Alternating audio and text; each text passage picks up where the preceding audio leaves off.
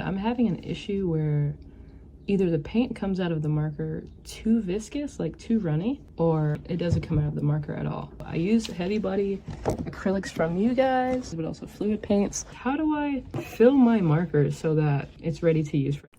Thanks for your great question. Although most acrylics can be modified to work through a marker, thicker paints like heavy body require a lot of thinning, and by the time you get to where they'll work in the marker, you'll have a lot less pigment load, a lot less color intensity. The fluid acrylics are a much better starting point, and these can be modified using our airbrush medium, 3 parts paint to 1 part airbrush medium. However, the best choice is the high flow acrylics.